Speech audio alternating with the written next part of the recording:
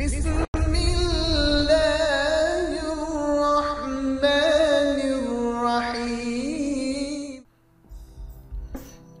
اسلام کے آسمان پر ویسے تو بہت سے ایسے ستارے چمکے کہ جن کی روشنی سے ابھی تک عالم اسلام منور ہے۔ حضرت عمر فاروق کا نام ان میں ایک نمایاں حیثیت رکھتا ہے۔ آپ کی فتوحات کا تذکرہ افتخار عالم اسلام ہے، مگر بدقسمتی سے اسلام کی تاریخ میں کئی ایسے کردار بھی پائے جاتے ہیں جنہوں نے حضور سرور کائنات حضرت محمد صلی اللہ علیہ وسلم کے فرامین سے زیادہ دنیاوی جاہ و شم کو فوقیت دی۔ آج اس ویڈیو میں ایک ایسے ہی شخص کا تذکرہ کرنے والے ہیں جس کی ظلم و بربریت سے بڑے بڑے سورما کانپا کرتے تھے۔ ویڈیو کی تفصیل میں جانے سے پہلے نہایت ادب کے ساتھ گزارش ہے کہ ہمارے چینل کو سبسکرائب کر لیجئے اور ساتھ ہی بیل کے آئیکن پر کلک کیجئے تاکہ ہماری نئی آنے والی ویڈیوز آپ تک پہنچتی رہیں۔ حجاج بن یوسف ابو محمد حجاج بن یوسف بن حکم بن ابو عقیل ثقفی طائف میں پیدا ہوا اور وہیں اس کی پرورش بھی ہوئی۔ حجاج بن یوسف طائف کے مشہور قبیلے بنو ثقیف سے تعلق رکھتا تھا۔ ابتدائی تعلیم و تربیت اس نے اپنے باپ سے حاصل کی جو ایک مدرس تھا۔ حجاج بچپن سے ہی اپنے ہم جماعتوں پر حکومت کرنے کا عادی تھا۔ تعلیم سے فارغ ہو کر اس نے اپنے باپ کے ساتھ ہی تدریس کا پیشہ اختیار کیا، لیکن وہ اس پیشے پر قطعی مطمئن نہ تھا اور کسی نہ کسی طرح حکمران بننے کے خواب دیکھتا رہتا تھا۔ بالآخر وہ طائف چھوڑ کر دمشق پہنچا اور کسی نہ کسی طرح عبد الملک بن مروان کے وزیر کی ملازمت حاصل کرنے میں کامیاب ہو گیا۔ وزیر نے جلد ہی اس کی انتظامی صلاحیتوں کو بھانپ لیا اور اسے ترقی دے کر اپنی جاگیر کا منتظم مقرر کر دیا۔ ایک چیز جس کی وزیر کو ہمیشہ شکایت رہتی تھی اس کی سخت گیری تھی، لیکن اس سخت گیری کی وجہ سے وزیر کی جاگیر کا انتظام بہت بہتر ہو گیا تھا۔ اتفاق سے عبد الملک کو اپنی فوج سے سستی اور کاہلی کی شکایت پیدا ہو گئی اور اس نے ایک محتسب مقرر کرنے کا فیصلہ کیا۔ وزیر نے حجاج کا نام پیش کیا، لیکن یہ وضاحت کر دی کہ آدمی سخت گیر ہے، اس لیے وہ اس کے افعال کے جواب دہ نہیں ہوگا۔ اس طرح حجاج عبد الملک کی فوج میں شامل ہو گیا۔ اس حیثیت سے اس نے عبد الملک کی خوب خدمت کی اور اموی فوج اس سے دہشت کھانے لگی، یہاں تک کہ خود وزیر کا دستہ بھی اس کی سخت گیری کا شکار ہوا، حالانکہ وہ خود کئی سال انہی میں شامل رہا تھا۔ عبد الملک نے جب عراق پر حملہ کیا تو مصعب بن زبیر کے خلاف اس کے سخت اقدامات نے عبد الملک کو قائل کر دیا کہ حجاج اس کے کہنے پر کوئی بھی اقدام کر سکتا ہے اور اس کے لیے اخلاقی و مذہبی حدود عبور کرنا کوئی مشکل نہیں۔ عبد بن زبیر اس وقت مکہ میں پناہ گزین تھے اور عبد الملک کو ان کی حکومت ختم کرنے کے لیے کسی ایسے شخص کی تلاش تھی جو عبداللہ بن زبیر کا خاتمہ کر سکے۔ چنانچہ حجاج کو اس مہم کا انچارج بنایا گیا۔ اس نے مکہ کی ناکہ بندی کر کے غذائی بحران پیدا کر دیا اور سنگ باری کرنے لگا۔ جب شامی فوج خانہ کعبہ کی حرمت یا عبداللہ بن زبیر کی اخلاقی اپیلوں کی وجہ سے ہچکچاتے تو حجاج خود سنگ باری کرتا تھا۔ اس مہم میں اس نے انتہائی شفاقی کا مظاہرہ کر کے عبداللہ بن زبیر کو شہید کر ڈالا اور ان کی لاش کو کئی روز تک پھانسی پر لٹکائے رکھا۔ اس کا نتیجہ یہ نکلا کہ اسے حجاز کا گورنر کر دیا گیا۔ حجاج بن یوسف کو گورنر حجاز اس لیے بنایا گیا تھا کہ وہ اموی اقتدار کو اس مقدس سرزمین میں مستحکم کر ڈالنے میں کامیاب ہو گیا تھا۔ چنانچہ کچھ دیر تک مکہ میں مقیم رہا۔ اس نے ہر اس شخص کو قتل کروا ڈالا جس سے اموی اقتدار کے خلاف زبان کھولنے کی توقع کی جا سکتی تھی۔ اس کے مظالم نے عوام کے حوصلے پست کر دیے اور وہ اموی غلامی پر رضامند ہو گئے۔ مکہ کے بعد مدینے کی باری آئی۔ حجاج وہاں پہنچا تو صحابہ زادوں اور تابعین کی ایک کثیر تعداد موجود تھی۔ اس نے اہل مدینہ کو جمع کر کے ایک زوردار تقریر کی اور انہیں عبد الملک کی بیعت کرنے پر آمادہ کرنا چاہا، تاہم اہل مدینہ خاموش بیٹھے رہے اور کسی نے مخالفت بھی نہ کی، لیکن بیعت بھی کسی نے نہ کی۔ حجاج نے انہیں 3 دن کی مہلت دے کر رخصت کر دیا، لیکن ساتھ ہی قتل و غارت کا مشغلہ شروع کر دیا۔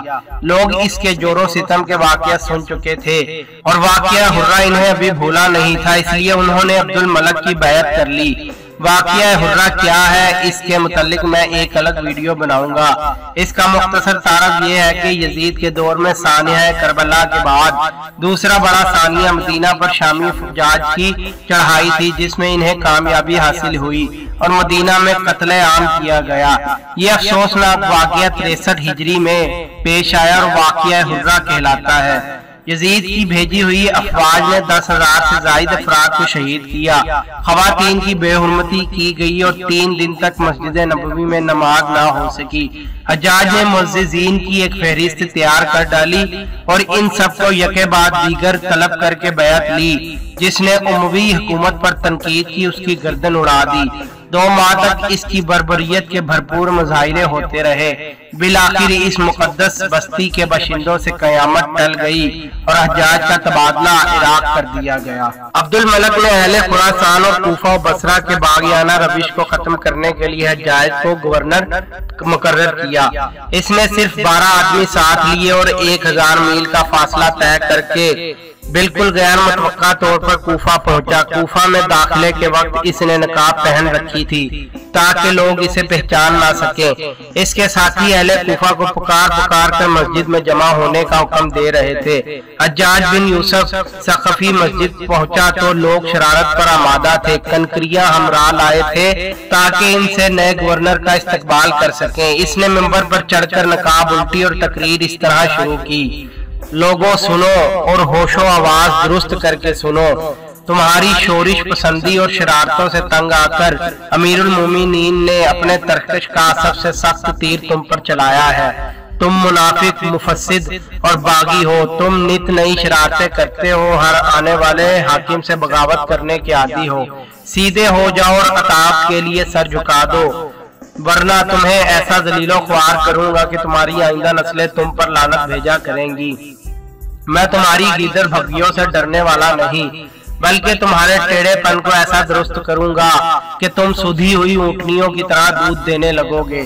جس طرح ایک بڑھائی اندھڑ لکڑی کو چھیل کر اپنے حسب منشا بنا لیتا ہے، اسی طرح میں تمہیں چھیل کر اپنی مرضی کے مطابق کام لوں گا۔ میرا غصہ بہت تیز اور میرا انتقام بہت ہولناک ہے۔ تم سیدھی طرح راہ پر آ جاؤ، ورنہ خدا کی قسم میں تمہاری کھال کھچوا کر اس میں بھوسا بھرواؤں گا، تلواروں اور نیزوں کے اتنے چرکے لگاؤں گا کہ تمہاری رگ رگ سے خون کے فوارے چھوٹیں گے اور تمہاری بوٹیاں کر کے جنگل میں پھینکوا دوں گا کہ کتے اور کوے کھائیں۔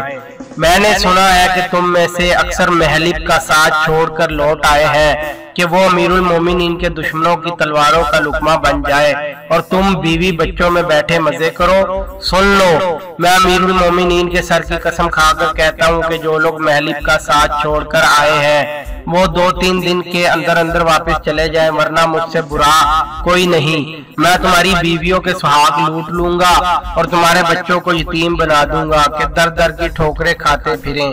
میں دیکھتا ہوں نظریں اٹھی ہوئی ہیں، گردنیں اونچی ہو رہی ہیں، سروں کی فصل پک چکی ہے اور کٹائی کا وقت آ گیا ہے۔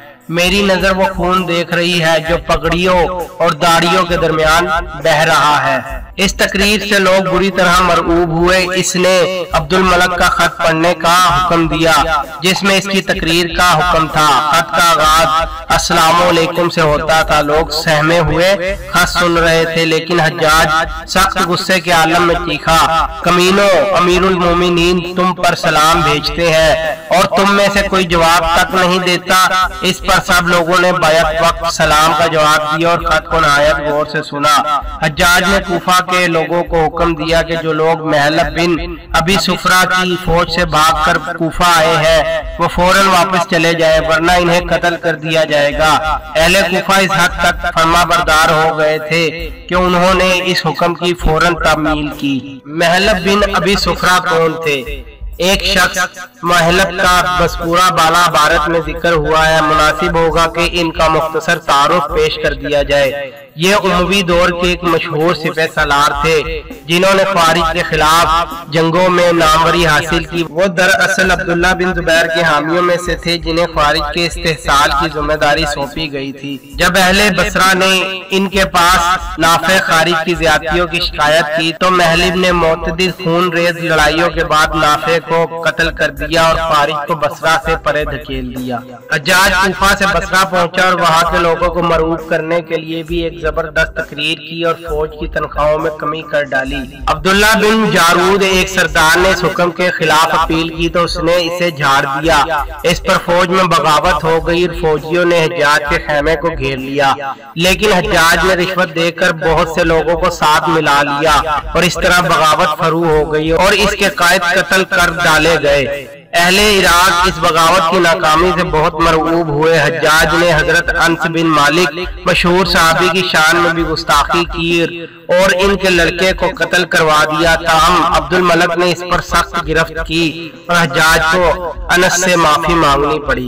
عراق پر کنٹرول کرنے کی وجہ سے عبد الملک نے حجاج کو پورے مشرقی مقبوضات کا گورنر بنا ڈالا۔ اس حیثیت سے اس نے خارج کے خلاف مؤثر کارروائی کی۔ بحرین امان اور ہرمس کے خارج ختم کر دیے گئے۔ البتہ شبیب خارجی کی بغاوت کو دبانا ایک مسئلہ بن گیا، کیونکہ اس نے بنو امیہ کے مظالم کے خلاف جہاد کا نعرہ لگا رکھا تھا اور اسے بعض نہایت مخلص بااثر لوگوں کی حمایت حاصل تھی۔ اس نے محمد بن مروان کو شکست دی۔ حجاج کے بھیجے ہوئے 4 لشکر یکے بعد دیگر اس سے شکست کھا گئے۔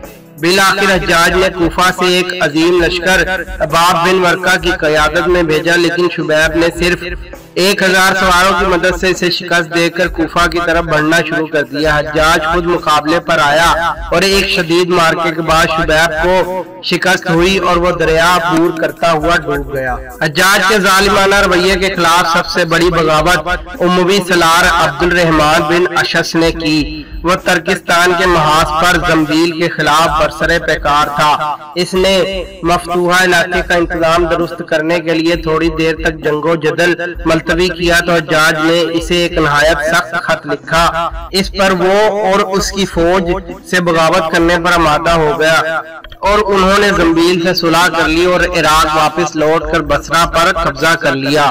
حجاج نے شامی فوجوں کی مدد سے ان کا مقابلہ کیا تو شکست کھائی اور صورتحال تھوڑی دیر تک اموی حکومت کے کنٹرول سے باہر ہو گئی۔ حجاج نے محلب بن ابی صفرہ کی مدد سے پھر ہم مقابلہ کیا اور ابن اشعث کو شکست دی، لیکن اس نے لوٹ کر کوفہ پر قبضہ کر لیا۔ عبد الملک نے خود مداخلت کی اور ابن اشعث اور اہل کوفہ کو حجاج کی معزولی کی پیشکش کی، لیکن کئی سرداروں نے ابن اشعث کو صلح کی یہ معقول صورت قبول نہ کرنے دی اور عبد الملک خود میدان میں نکل آیا۔ حجاج اور عبد الملک کی متحدہ فوجوں نے کوفی لشکر کو شکست دی اور ابن اشعث کو زنبیل کے پاس پناہ لینی پڑی۔